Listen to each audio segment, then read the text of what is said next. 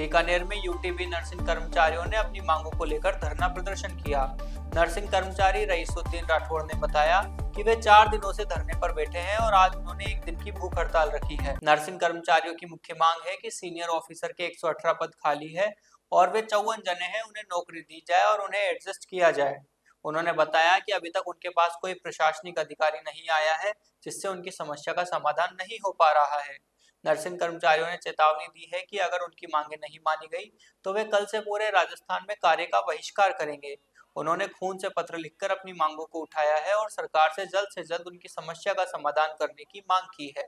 जी, क्या मांग है, किस लिए धरने पे बैठे हैं? मांग हमारी यही है कि हम वंचित यूटीबी नर्सिंग ऑफिसर हैं। हमारी बस एक सूत्री मांग है कि हम लोग 54 जने हैं अधिशेष और सीनियर नर्सिंग ऑफिसर के 118 पद खाली है। हमें हमारी नौकरी दी जाए, हमें एडजस्ट किया जाए। आज क्या किया है आपने? भी करके आज हमने खून से पत्र लिखा है और आज से ही हम भूख हड़ताल कर रहे हैं और सांकेतिक धरने का हमारा 4था दिन है। अभी तक प्रशासन कोई अधिकारी हमसे बात करने के लिए नहीं आया। इसका जिम्मेदार कल से हम लोग, आज से हम भूख हड़ताल पर हैं। हमारी यदि मांगें नहीं मानी जाएगी तो हम उग्र प्रदर्शन करेंगे और कार्य बहिष्कार का भी सीनियर नर्सिंग अधिकारियों ने भी बोला कि हम आपके साथ हैं और पूरे राजस्थान में बीकानेर से कल से हम कार्य बहिष्कार का भी स्टार्ट करेंगे। नाम बताएं। नाम Raisuddin Rathore. Tell me about diamond lady, कैसे स्टार्ट हुआ ये? वो शीन, आपको पता है शीन बैन हो गया था। मुझे आ गया दिमाग में कि मुझे तो ब्रांड खोलना है। शीन बैन हुआ है और मुझे पता है कि मैं कुछ इसमें कर सकती हूँ। फर्स्ट मंथ में मेरा sale of 1 lakh something, second third fourth month जाते जाते सेल 3 लाख तक पहुंच गया and that was all organic. उस टाइम बिल्कुल ठंड होती थी, मैं उस टाइम भी स्कूटी लेके निकलती थी बाहर कि नहीं बस मुझे करवाना है, मुझे करवाना है, मुझे करवाना है। अगर आज एक बांसवाड़ा की लड़की को फैशन ब्रांड बनाना है तो उसे कहाँ से स्टार्ट करना होगा, उसे क्या स्टेप्स फॉलो करने पड़ेंगे?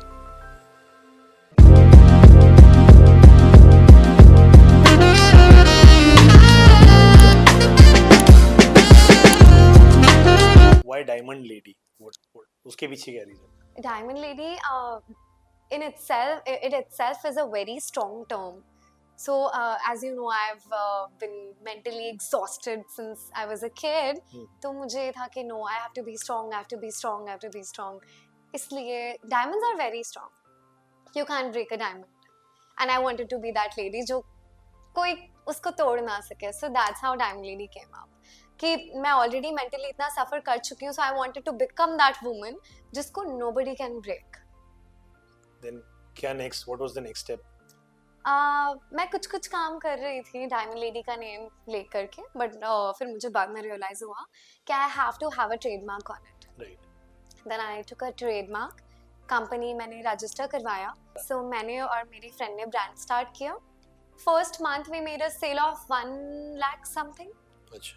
सेकंड थर्ड फोर्थ मंथ जाते जाते सेल 3 लाख तक पहुंच गया and that was all organic. Okay. मैंने कोई एड्स पे पैसे नहीं लगाए थे, बस But using the social media को यूज करके ये हुआ है? सोशल मीडिया को यूज करके।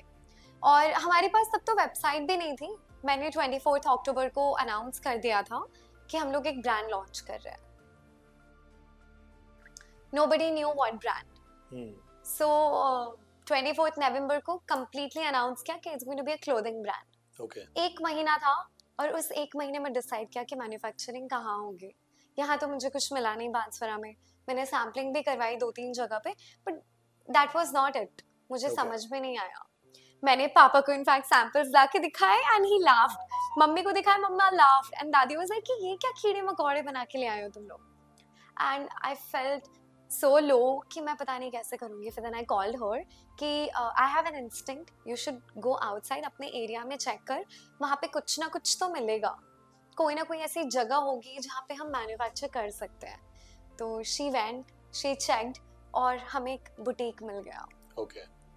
एंड हमने पहले 2-3 सैंपल्स बनाए और वो अच्छे टर्न आउट हो गए। दैट्स व्हेन द स्पार्क केम कि अब मुझे पता है काम यहीं पे होगा एंड वहीं काम स्टार्ट हुआ। फिर ये जो बुटीक है वो दिल्ली में था?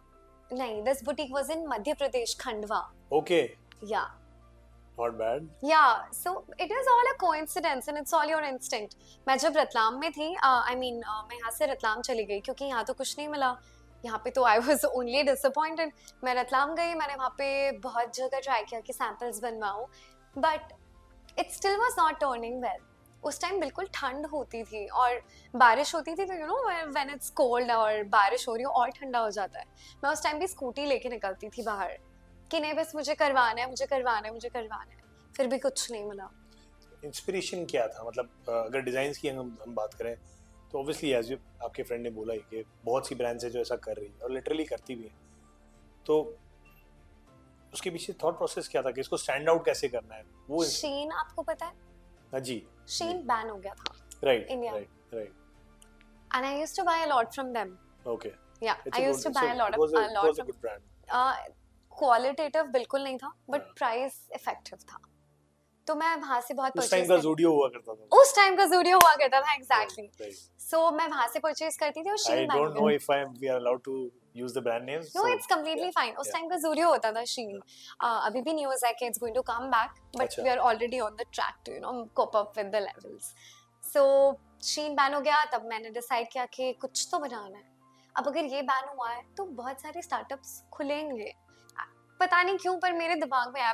मैंने ना बिजनेस पढ़ा है, ना मुझे उस टाइम बिजनेस का डी पता था, ना मुझे डिजाइनिंग का डी पता था, कुछ भी नहीं पता था। बस इतना मुझे आ गया दिमाग में कि मुझे तो ब्रांड खोलना है। शीन बैन हुआ है और मुझे पता है कि मैं कुछ इसमें कर सकती हूँ। So 2021 October I move to Delhi.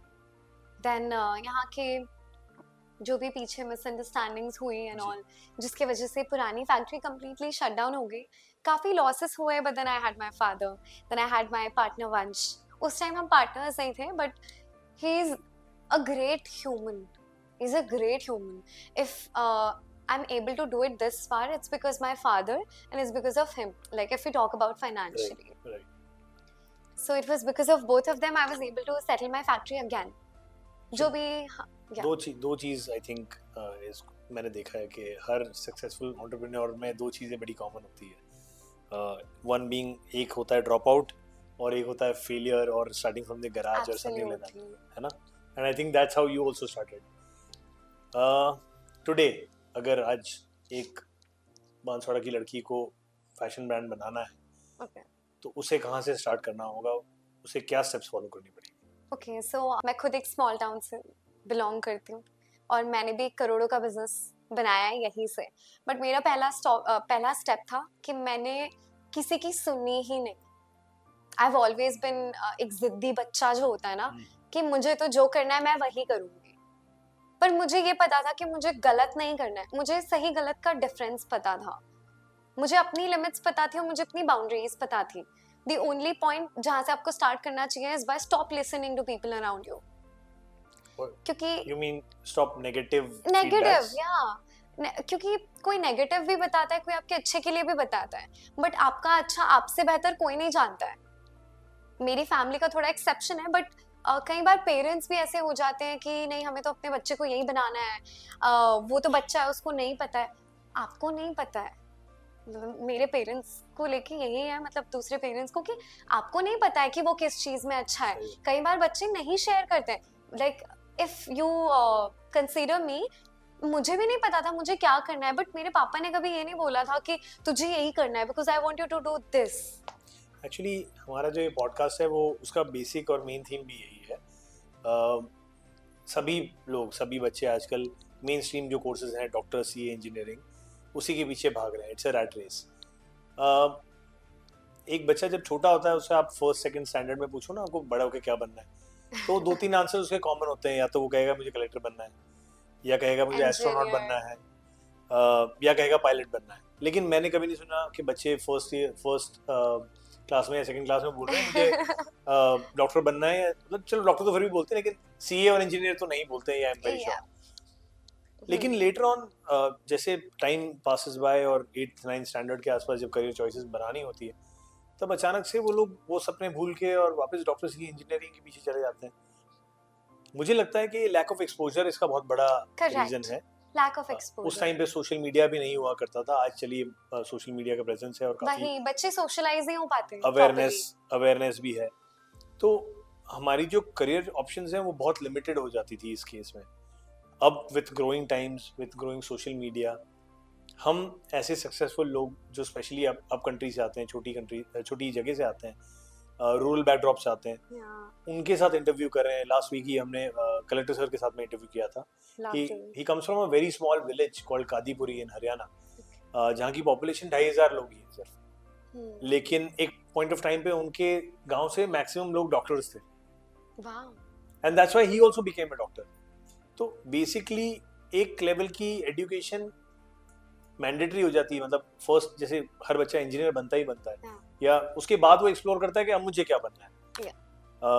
इस पे एक्चुअली मेरा ये सोचना है, और मैं कलेक्टर साहब को भी ये कह चुका हूँ कि मान लीजिए मुझे यहाँ से जयपुर जाना है, हाँ.